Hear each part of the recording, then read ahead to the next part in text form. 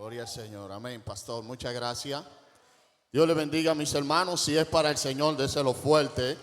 No tenga temor. El único que merece gloria, honra y alabanza es nuestro Salvador, Jesucristo, el Hijo de Dios. Bien, hermanos, agradecemos a Dios y a los hermanos que lo han hecho posible. Gloria al Señor, este momento para compartir la palabra con esta audiencia. Gloria al Señor, puesto de pies. Yo quiero hacer uso de la palabra inmediatamente. Gloria al nombre del Señor. Yo no sé cuál de las dos motiva más los nervios, estar casado y cumplir 20 o predicar. Aleluya, pero ambas son fuertes. Gloria al Señor, pero Dios es nuestra ayuda, amén. Gloria a Jesús. Bien, amados, vamos al libro de Lucas, capítulo 14. Vamos allí al, gloria al nombre del Señor, capítulo 14, a la altura del versículo 25.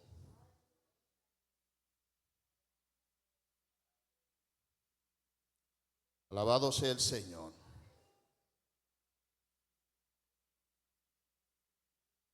Lucas 14, 25.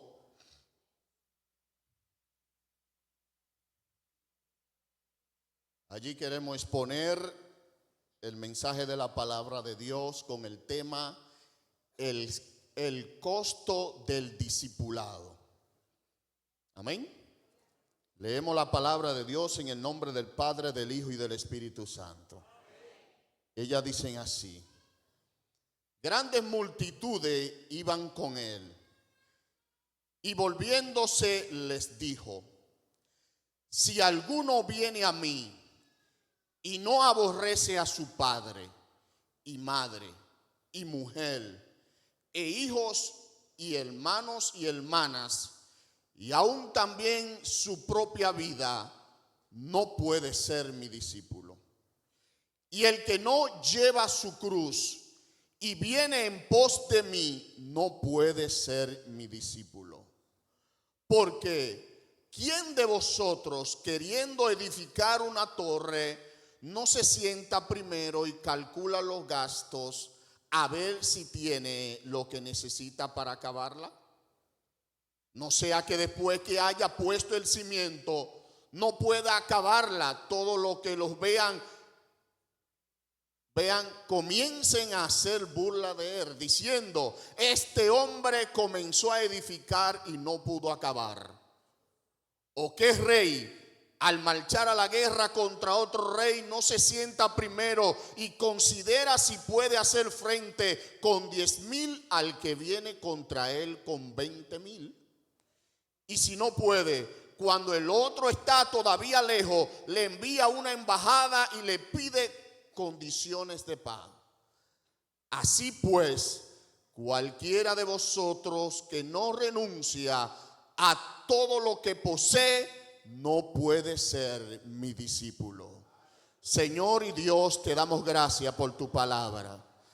Solo te pedimos que la haga explicativa a nuestra mente y nuestros corazones, y que tengamos un corazón dispuesto y abierto para escuchar tu palabra en el nombre de Jesús. Bien, amados, muchas gracias. Bien, mis amados, como hemos dicho, el tema de este mensaje, el costo del discipulado. Hay muchas personas que consideran que la vida cristiana hay que pagar un precio. Pero cuando uno busca el significado de precio, tiene más que ver con el aspecto de sumar los costos más las ganancias. Cuando alguien que tiene un producto, y con el permiso de Esmeralda, que produce helados, valga la publicidad, gloria al Señor, ella sabe que tiene que primero calcular los costos para luego determinar el precio final del producto.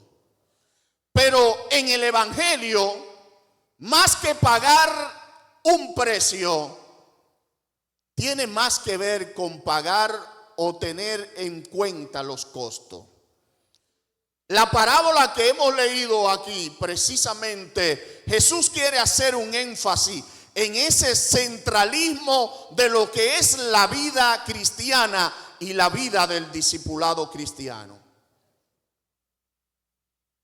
Por eso dice la IA, porque ahora cuando uno busca en Google siempre es la IA que le anda respondiendo a uno. La tecnología, esto es una cosa tremenda. Dice que el costo en economía es el valor monetario de los recursos utilizados para producir un bien o servicio. También se puede referir al sacrificio realizado para lograr un objetivo. Es decir, que cuando usted y yo nos trazamos una meta, como es la vida de discipulado cristiano, tenemos que pagar un costo, porque ciertamente la salvación que hemos recibido es una salvación plenamente gratuita. Y es el apóstol Pablo que dice que nuestra salvación ha sido gratuitamente para que nadie se gloríe, porque la hemos recibido por la gracia de Dios. Pero una cosa es ser salvado y otra es vivir la vida cristiana. Vivir la vida cristiana es un estilo de vida que implica disciplina y esfuerzo constante. Por eso el discipulado tiene por definición el hecho de ser un discípulo o un seguidor, uno que acepta y colabora en la difusión de la doctrina de otro. El concepto de discípulo viene de antiquísimamente, desde la historia griega y todo eso, y naturalmente el ejemplo más preponderante que tenemos como iglesia son los discípulos de Cristo, quienes se comprometieron, fueron seguidores fieles, que algunos de ellos abandonaron en parte a su familia con el único objetivo de seguir al maestro. Y esto parece algo inverosímil, pero un discípulo cristiano es una persona que acepta y colabora en la difusión de la buena nueva de Jesucristo. El discipulado cristiano es el proceso mediante el cual los discípulos crecen en el Señor Jesús y son equipados por el Espíritu Santo que habita en nuestros corazones para vencer las presiones y la prueba de la vida presente y se vuelvan más y más parecido a Jesús. Un discípulo tiene como característica fundamental parecerse lo más parecido a su maestro. Cualquier discípulo que no se parece a su maestro está divorciado de las enseñanzas que ese maestro enseña. Por eso en la antigua Grecia, Platón, Aristóteles, etcétera, todos aquellos que eran discípulos de ellos, igual manera enseñaban las doctrinas y la filosofía que ellos enseñaban. Por eso se le identificaba precisamente como discípulo de estos hombres. Asimismo, para cada creyente que vive y que ha aceptado el llamado del Señor, está comprometido a ser un discípulo de Cristo, pagando el costo que sea necesario para vivir conforme a la enseñanza de su maestro. Como ya hemos dicho, es bien sabido para todos los creyentes que la salvación es un don gratuito, ya que el Señor Jesús pagó el precio completo por nuestra salvación. Pero vivir la vida cristiana o ser discípulo de Cristo tiene un costo, y es de eso que queremos hablar en esta mañana. Es Jesús que está diciendo esta palabra que hemos leído. No es un invento de alguna otra persona, sino del maestro mismo. Por eso, cuando evaluamos el texto que hemos tomado en consideración, lo primero que tenemos que ver que Jesús extrapola esta enseñanza posterior a haber hablado de la gran cena. Y la gran cena como parábola, Jesucristo se ve en la necesidad de desarrollarla, porque previamente él había sido invitado por un fariseo para ser acompañado con muchos a disfrutar de una cena. Porque recordemos que siempre Jesús buscaba las oportunidades para enseñar las verdades del reino, no importando la circunstancia ni quién lo haya invitado. El propósito de Jesucristo siempre era hablar el evangelio de la verdad. Y en ese contexto hay uno de los fariseos que declara: bienaventurado lo que come pan en el reino de los cielos. Como que es una gran cosa, pero ese fariseo lo que quería llamar la atención en la cena. Y es allí donde Jesús se ve en la necesidad de exponerle la parábola de la gran cena.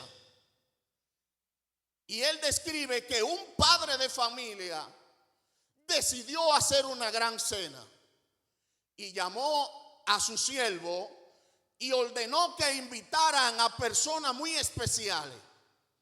¿Sabe algo? Usted, amigo y hermano, son especiales para Dios.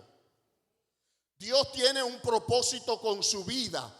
Y depende de cómo usted preste atención al llamado y a la invitación de Dios, va a poder comprender los propósitos de Dios para su vida. Y allí Jesús comienza a enseñar esta parábola. Una parábola en la que él comienza a describir que ese padre de familia va a hacer una gran cena, comienza a invitar personas importantes que él considera que necesitan estar en la cena que él ha convocado. Pero ¿sabe algo? Dice Lucas 14:18 que después de a ellos haber recibido previamente la invitación, porque eso es lo correcto. Si usted va a hacer una boda, usted a la persona que va a invitar, o va a ser el llamado baby shower, no sé si lo pronunció bien, pero cualquier actividad especial que usted va a realizar, lo primero que usted hace es que le lleva una invitación a esa persona que usted considera que puede estar en su actividad. Pero casi por lo regular, usted previo a esa actividad, llegando la fecha, le comunica nuevamente a esa persona: recuérdate la actividad, la fiesta que tenemos. Eso fue lo que hizo el padre de familia. Cuando después de haber invitado, vuelve a enviar a su siervo para recordarle a estos hombres que deben de asistir a la actividad, a la gran cena que ha celebrado este hombre o va a celebrar. Y es en ese contexto que dice entonces el verso 18: y todos a una comenzaron a excusarse. No sé por qué Lucas hace este énfasis, pero describe que es la naturaleza de las personas que no tienen interés en algo excusarse. Y lo veremos. Verso 18 de este capítulo 14. Y toda una comenzaron a excusarse. El primero dijo: he comprado una hacienda y necesito ir a verla. Te ruego me excuse. Y yo me pregunto, cualquiera que compra una finca, después que la compra, ¿es que va a verla? O ese es un tonto o es un mentiroso. Porque esa es una de las cosas que caracteriza a las personas que siempre tienen una excusa.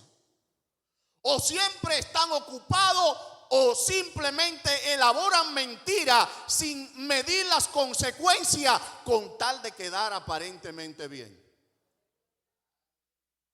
Recuérdese que la cena era de noche. Y como usted manda o compra una hacienda y entonces se le ocurre ir de noche a ver la hacienda. Explíqueme usted.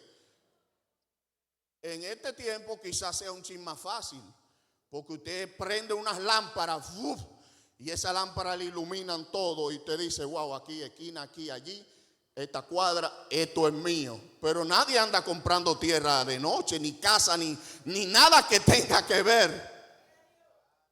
Usted puede comprar una vestimenta de noche porque tiene iluminación, pero un carro usted no anda comprándolo de noche, porque usted quiere verle los rayoncitos, si es que lo tiene, cualquier defecto, y es de día que se ve. Pero esto me da a entender que este hombre, como hemos dicho, o era un sinvergüenza o era mentiroso, pero puso su excusa. Sigue diciendo el verso 19, otro dijo, he comprado 5 yuntas de bueyes y voy a probarla, te ruego que me excusen. ¿Y quién que compre una maquinaria agrícola va a ponerse a probarla de noche? Vuelve de nuevo lo inverosímil de la excusa. Nadie que vaya a preparar una tierra o a comprobar que ese tractor está bueno va a comenzar a usarlo de noche. Lo mismo, la iluminación no es la favorable para usted ver que ese tractor está en su cabalidad, trayendo la actualidad, porque eso es lo que eran las yuntas de bueyes, se usaban para dar la tierra. Otra excusa barata. Lamentablemente sufrimos de dar excusa. Verso 20, y dice el otro, acabo de casarme y por lo tanto no puedo ir. Oiga eso.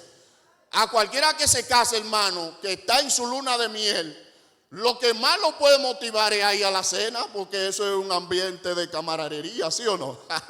Ojalá alguien me invite con mi esposa ahora, esta noche voy a salir aquí. Vámonos a almorzar, vámonos a comer. A ver si yo no voy a decir, claro que nos vamos huyendo. Pero póngase a pensar, para la ley judía existía una ley que cuando un hombre se casaba, él tenía un año de perdón, vamos a decirlo así, con respecto a lo que tenía que ver con la guerra. Pero aquí no se le estaba invitando a la guerra, aquí se le estaba invitando a un momento de gozo y de placer, que es lo que representa el mismo matrimonio. Pero ahí vemos que este hombre también estaba lleno de excusas. Pero cuando analizamos, estas excusas tienen que ver con la vida diaria. Tienen que ver con que las personas muchas veces no entienden el valor del llamado de Dios. Es Jesucristo, amigo que me escucha, que te ha estado llamando antes de que tú nacieras. En la cruz del Calvario, hace 2000 años, se puso la carta de invitación y por su sangre tú puedes recibir la salvación para ser parte de la cena del Señor y de la gran cena que le esperan a lo lavado por la sangre de Cristo.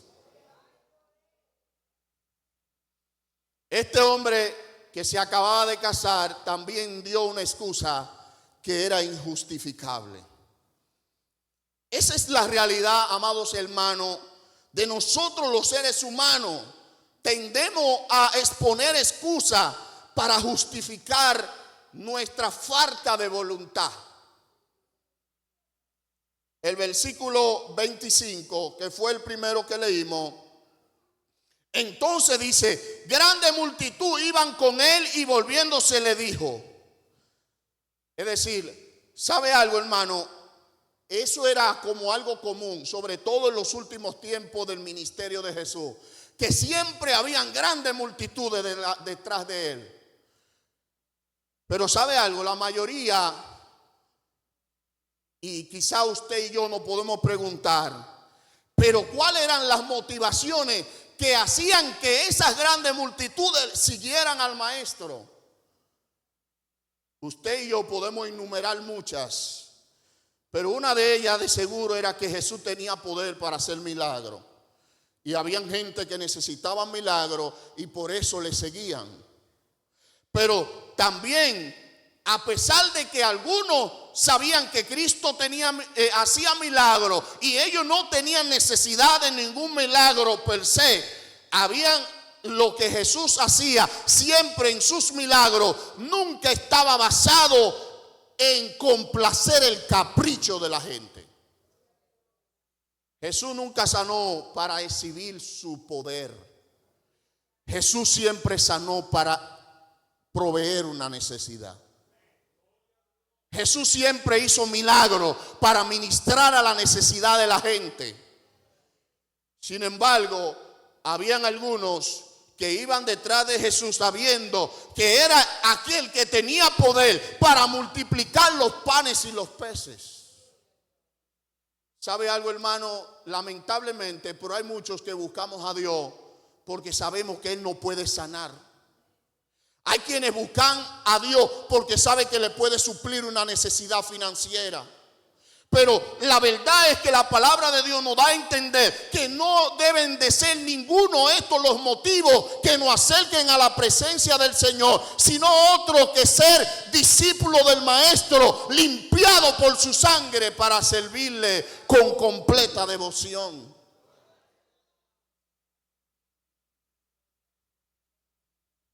Hay algunos que se acercaban al Señor porque Él sabían que Él enseñaba una nueva doctrina. Por eso algunos cuando lo escuchaban decían: este habla como quien tiene autoridad y no como los fariseos.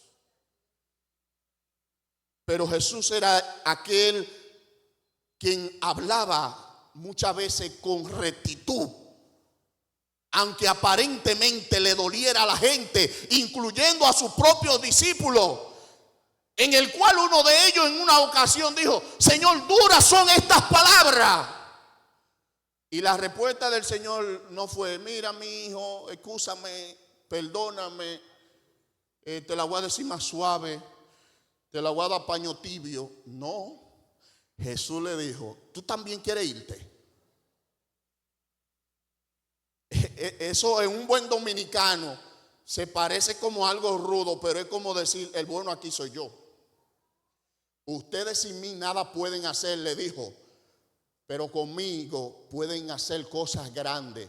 Usted, amigo que me escuche, y hermano, separado del Señor nada podemos hacer. Tenemos que estar asidos como pámpano al tronco para que podamos subsistir en esta vida cristiana.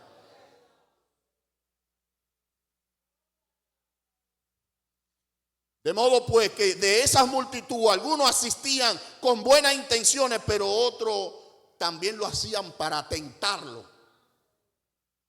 O los fariseos, ese no era su objetivo, y los escribas, y los publicanos, y los saduceos. Su objetivo, la mayoría de las veces que estaban en la audiencia, en la multitud del maestro, era para tentarlo. Pero él sabía y nunca cayó en sus tentaciones porque él era el Hijo de Dios. Por eso podemos decir entonces que la gran multitud seguía a Jesús, lamentablemente, por actos egoístas. Por eso Jesús se quedó solo con 12 discípulos, aunque hubieron muchas otras personas que le siguieron. Pero cuando Jesús ascendió al cielo, no habían tantas personas, me parece que eran como 500 o algo así.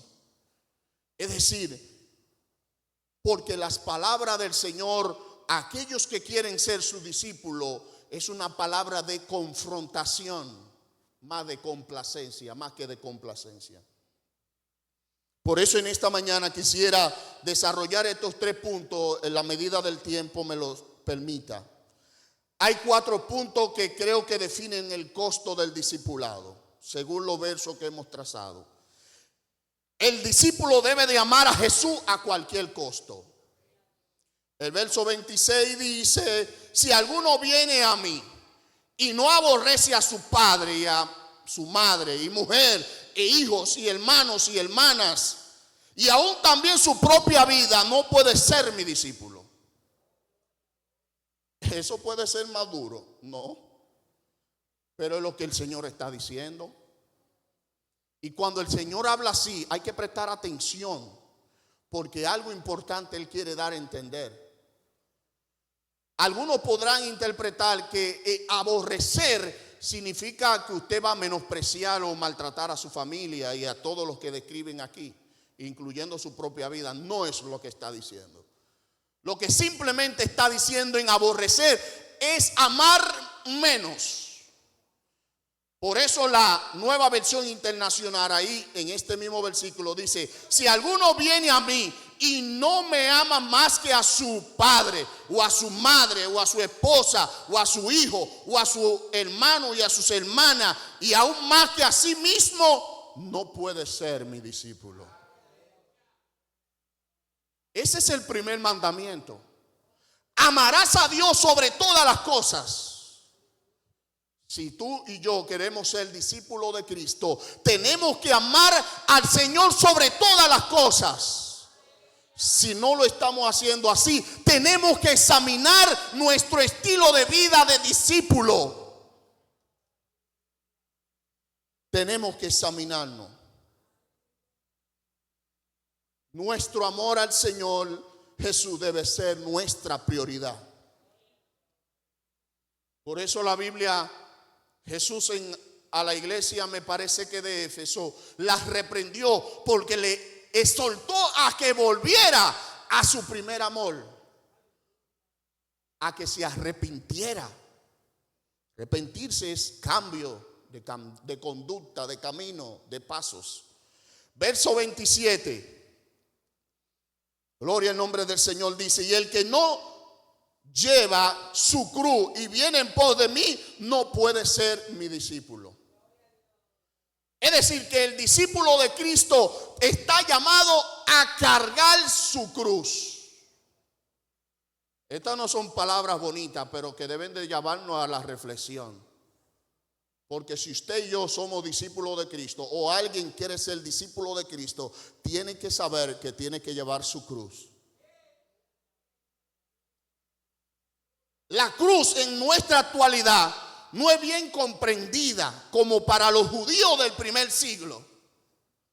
Cualquier judío del primer siglo sí comprendía lo que era llevar la cruz, porque lo veía en esos espectáculos continuamente. Pero llevar la cruz era un espectáculo deprimente. Era un espectáculo que era de oprobio y de maldición. Usted sabe que usted y yo, cuando llevamos nuestra cruz, muchas veces somos representados como personas que están sufriendo el oprobio y la maldición.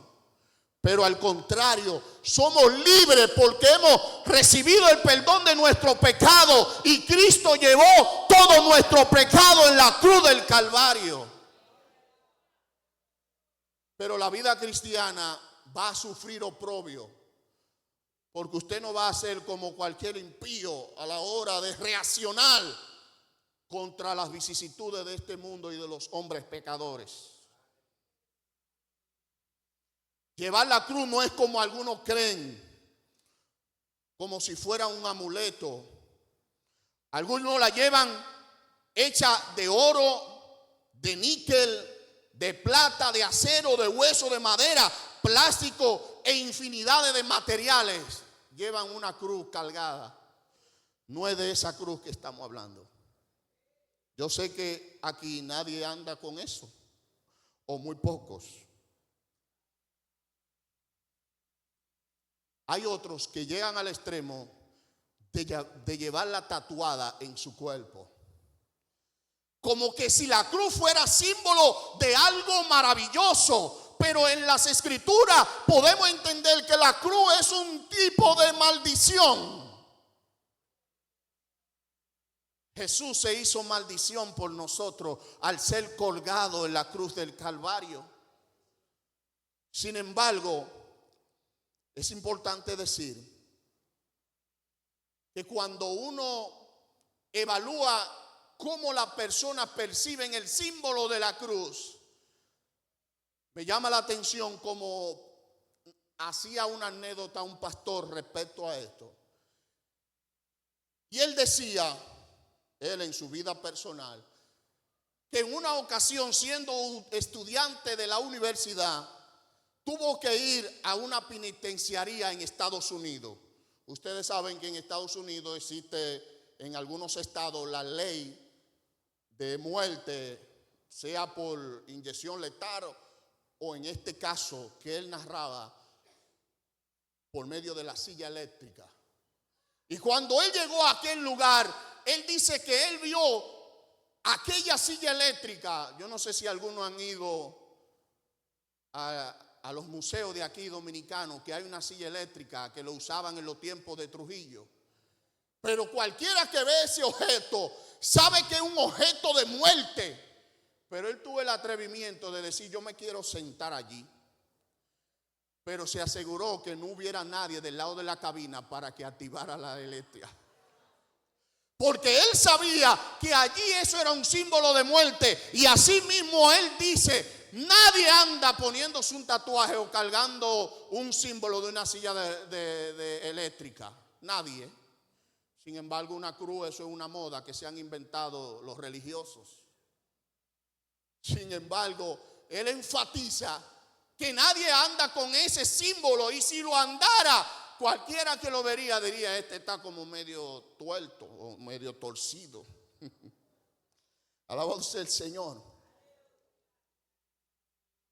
Por lo que podemos simplemente decir, hermano, que la cruz no significa nada de esto más que el amar y obedecer al Señor. Llevar su cruz implica una obediencia. Si usted quiere, póngale ciega o como usted quiera, pero una obediencia absoluta a la ordenanza de nuestro Señor. Viviendo cada día para Él, negándonos a nosotros mismos, a nuestro ego y a nuestro orgullo. Porque cuando usted lleva su cruz, ahí nadie puede dar señal de ego. Porque la cruz es símbolo de muerte. Cualquiera que lleva genuinamente la cruz de Cristo debe de decir que ha muerto a sí mismo. Y dice, ya no vivo yo, mas vive Cristo en mí. Y si algo lo vivo para el Señor Jesucristo.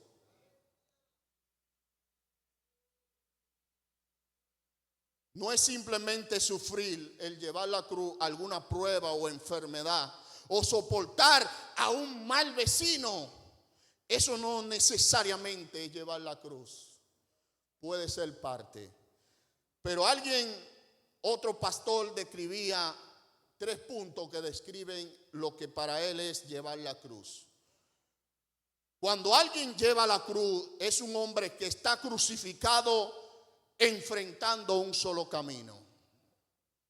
¿Cuál es ese solo camino? La muerte. Un hombre que está crucificado no puede retroceder, porque sus verdugos lo empujan para que él sea exhibido en su crucifixión. Un hombre que está crucificado ya no tiene planes futuros. ¿Y cuántas veces nosotros, yo personalmente, hacemos tantos planes y diseñamos un futuro promisorio para nuestra propia vida y se nos olvida lo que Dios pueda decir? Si estamos haciéndolo así, sinceramente tenemos que examinarnos. Segundo, el discípulo debe trabajar a cualquier costo. Verso 28 al 30, y casi estoy terminando. Porque ¿quién de vosotros, queriendo edificar una torre, no se sienta primero y calcula los gastos a ver si tiene lo que necesita para acabarla? No sea que después de que haya puesto el cimiento no pueda acabarla, todos los que lo vean comiencen a hacer burla de él, diciendo, este hombre comenzó a edificar y no pudo acabar. Usted no ha visto mucha gente que comienzan a construir y de repente pasan años, vienen años, y usted dice, pero los bloques se están oxidando. Y eso que los bloques no se oxidan. pero se comienzan a poner negro a medio talle, porque parece que comenzaron y no planificaron. A veces tienen un diseño enorme, pero no tienen un presupuesto enorme.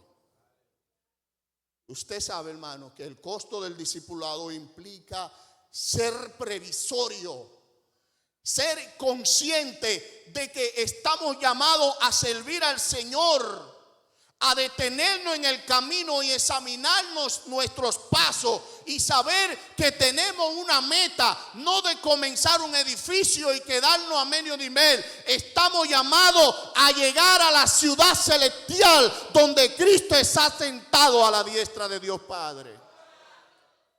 Esa es nuestra meta como discípulos de Cristo. No es quedarnos en el camino como aquel que no tiene esperanza. El pueblo de Dios está llamado a trabajar, y eso habla de el esfuerzo constante de la disciplina y de la vida cristiana. Porque si usted quiere tener una buena casa, usted tiene que trabajar mucho y tiene que planificar mucho para lograr los objetivos. Lamentablemente hay discípulos que comenzaron a construir su torre, pero han dejado de hacerla.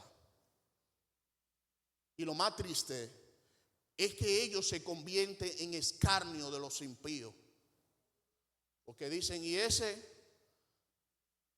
no había comenzado y ya no está. El llamado a todos nosotros es a la perseverancia, y no porque nosotros podamos hacerlo por nuestra propia fuerza, sino por su poder, ha dicho el Señor. Pero debemos de buscar tener siempre un espíritu de perseverancia en todo lo que emprendamos, incluyendo la vida cristiana y el discipulado. Tenemos que estar dispuestos a sacrificarlo todo con el único propósito de servir al Señor. Ahorita hablábamos de que hay que aborrecer a los padres, a las madres, y ya habíamos dicho que eso era amar menos. Pero hay personas que a veces se enfrían y casi dejan el evangelio por parientes que le meten presión, que le dicen: no puede hacer esto o aquello. Déjeme decirle que si hay alguna prioridad en la vida del ser humano, es servir a Jesucristo, porque Él es el único dador de la vida. Y cualquiera que se niegue a que usted viva la vida que a Dios le agrada, es un enemigo, aunque esté en su casa. No soy yo que lo digo, es Jesús que lo dice. Y Él dice que Él no ha venido para traer paz, sino división.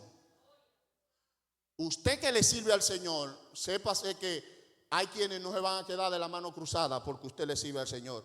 Usted va a perder amigos, familia. Algunos han perdido esposa o esposo o padres. Aquí eso no se ve mucho porque este país es tradicionalmente cristiano. Pero hay en países musulmanes que servirle al Señor implica recibir la maldición de sus padres por toda su vida. Y ser desheredado porque ha decidido servir y seguir a Cristo. Nosotros somos dichosos porque vivimos en un país que, aunque es laico, tiene muchos aspectos religiosos que ayudan. Pero hay en países que hay que ser como dice ahí para demostrar que usted es un discípulo. Gloria al Señor. El discípulo debe guerrear a cualquier costo. Por eso es que Jesús habla de la parábola en el verso 31 y dice: ¿o qué rey al marchar a la guerra contra otro rey no se sienta primero y considera si puede hacer frente con 10,000 al que viene con él con 20,000?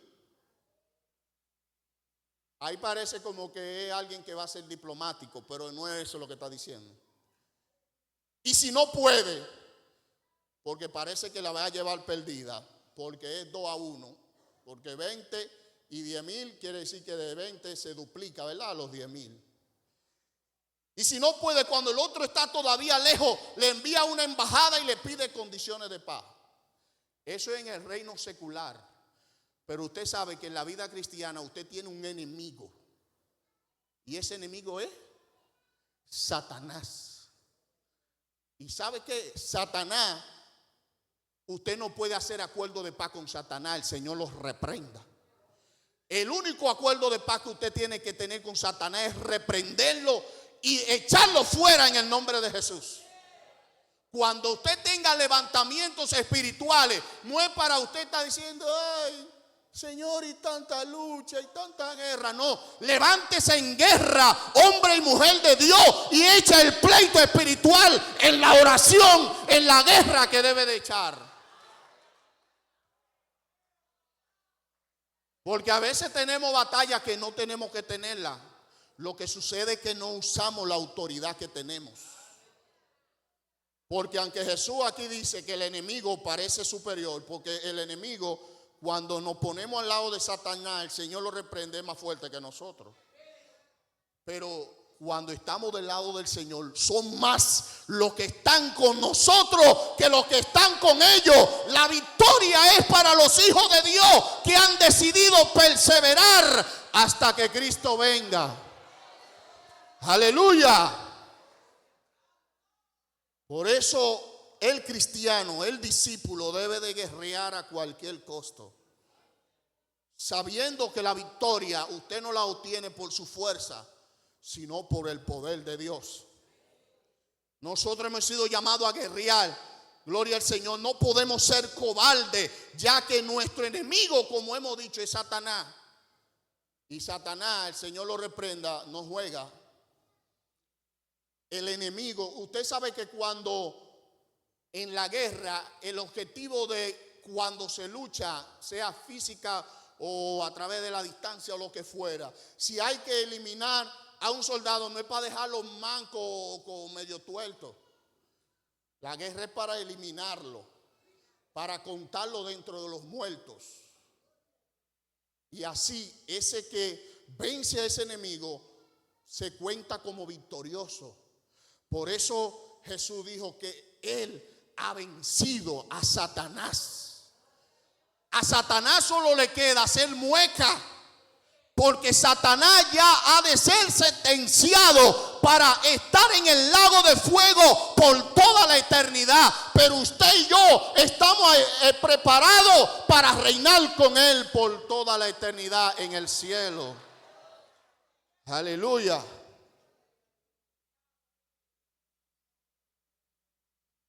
Un pastor lo escuché hablar de esta anécdota. Un hombre decidió salir a cazar con su rifle. Su objetivo era un oso. Salió y de repente logró obtener la vista de un oso y comenzó a acercarse a ese oso y lo tenía acorralado entre las rocas y el fusil. Y de repente, cuando ya está listo para disparar, de repente el oso dice, ¡hey, detente! ¿Qué tú vas a hacer? Vamos a hablar. ¿Qué tú estás haciendo? ¿Me vas a matar? Yo sé que tú tienes como objetivo cazar un oso para usar la piel para un abrigo, ¿sí o no? Y el hombre dijo sí, pero sorprendido, porque un oso le está hablando. Aleluya. Y de repente siguieron conversando. Pero cuando se terminó la conversación, antes de terminarse, el oso le dijo, pero mi objetivo aquí en el bosque es conseguir un buen banquete. Jugoso, ¿verdad? Porque ellos son carnívoros. Ellos pueden comerse un vegetal, pero el objetivo de ellos es cazar animales también. Y en esa conversación, cuando de repente terminan de hablar, el oso está disfrutando de un gran banquete y el hombre que fue a cazar estaba abrigado con el oso. ¿Usted puede entender?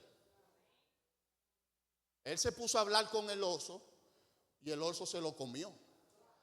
Él logró aparentemente su objetivo porque estaba abrazado dentro del estómago del oso. Con Satanás no se habla, hermano. Cuando Satanás viene a tentarnos, lo que se hace es reprenderlo, como hizo Jesús en el desierto. No se puede obtener la victoria contra el enemigo de la justicia, porque él es astuto. Pero cuando usted y yo estamos revestidos de la palabra de Dios, vamos a poderlo reprender por la palabra y él huirá de nosotros. Aleluya. Cerrando estas palabras, el discípulo debe de testificar a cualquier costo. Los versos que no lo habíamos leído, versos 34 y 35, dice: buena es la sal, mas si la sal se hiciera insípida, ¿con qué se sazonará? Ni para la tierra ni para el muladar es útil. La arrojan fuera. El que tiene oído para oír,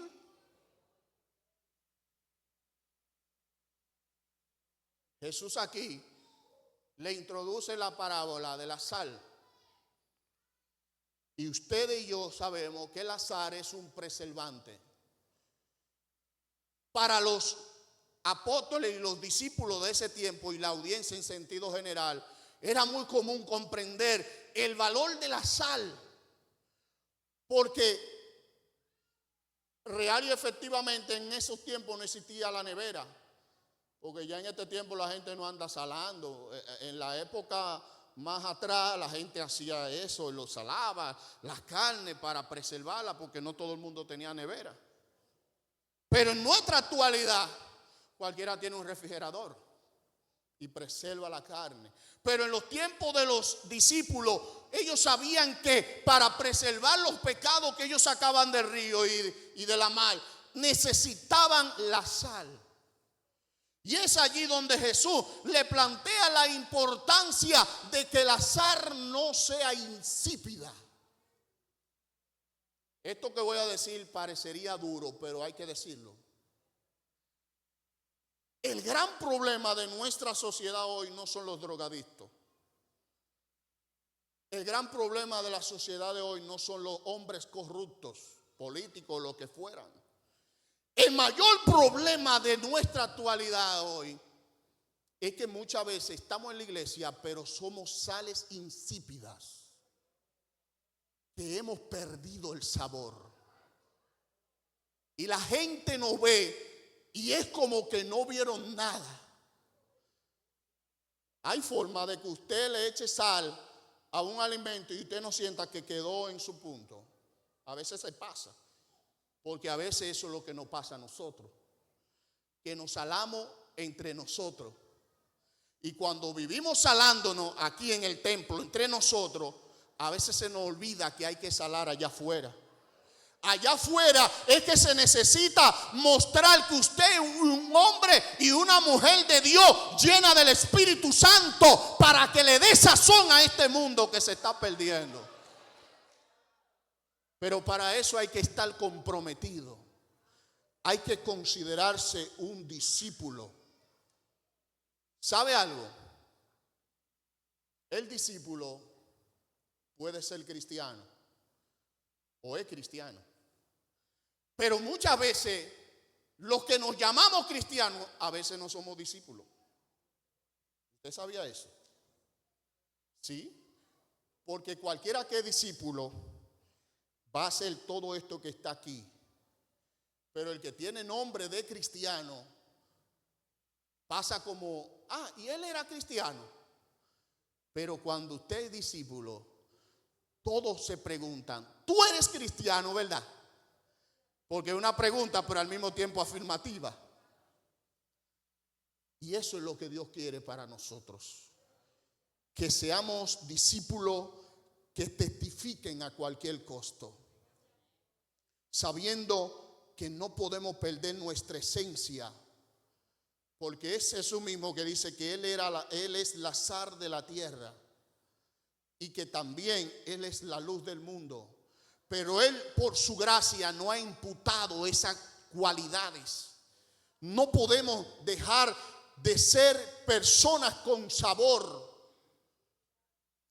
¿Sabe cómo usted pierde el sabor? O la misma sal, la sal pierde el sabor cuando comienza a caerle mucha agua, comienza a diluirse. No deje que el pecado lo diluya, porque va a perder su sabor. Por eso la sal debe dar sabor. No hay alimento, incluyendo dulce, que no haya que echarle una pizca de sal. Vaya a ver si es importante. La sal es antiséptica, la sal irrita, la sal es penetrante. ¿Sabe algo? Cuando hablamos de que la sal irrita, cualquiera que tiene una cortada y tiene contacto con sal, sabe si irrita, ¿verdad? ¡Uy! Eso sí pica. Pero usted sabe algo, es que hay en todos lugares que usted no va a gustar y va a dar sabor. Hay en lugares que usted va a irritar, porque usted es una luz en medio de la tiniebla. En medio del odio usted transpira amor, compasión, y hay gente que no toleran eso por el odio que hay en su corazón. Pero la sal es penetrante, porque cuando usted coge un vaso de agua y usted le echa un poquito de sal y usted la envuelve, ya cuando usted se bebe esa agua es salada. Se le va todo el gusto a dulce o lo que fuera. Así debe de ser usted y yo. Donde quiera que vayamos debemos procurar ser penetrante para transformar nuestro entorno. Por eso la iglesia de Jesucristo, los lavados por la sangre de Cristo, deben de cambiar su sociedad. Y por eso, cuando yo decía ahorita que el tema de la drogadicción y todos los pecados y desórdenes que hay en nuestra sociedad, muchos de ellos no cambian porque nosotros hemos perdido nuestra esencia. Para cambiar, para, como decía en el libro de los Hechos, como los apóstoles que trastornaban aquellas comunidades. La trastornaban porque transformaban con el poder de Dios. Concluyendo, el discípulo debe de amar a Jesús a cualquier costo. El discípulo debe trabajar a cualquier costo. El discípulo debe guerrear a cualquier costo. El discípulo debe de testificar a cualquier costo. Déjeme decirle que este mensaje no es necesariamente para darle una palmadita de estímulo en el hombro. Es para desafiarnos, incluyéndome a mí, a ser verdaderos discípulos.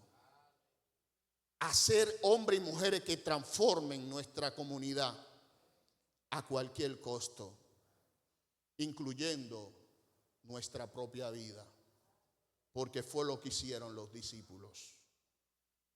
Por eso Mateo 28, 18 en adelante dice que Jesús comisionó a los discípulos y le dijo: y haced discípulos, bautizándolo en el nombre del Padre, del Hijo y del Espíritu Santo, y que perseveren en la doctrina que yo le he enseñado. Y he aquí que yo estaré con vosotros hasta el fin del mundo. Tenemos que salir, hermano. Si somos verdaderos discípulos, debemos de salir también a hacer a otros discípulos. Dios le bendiga y muchas gracias.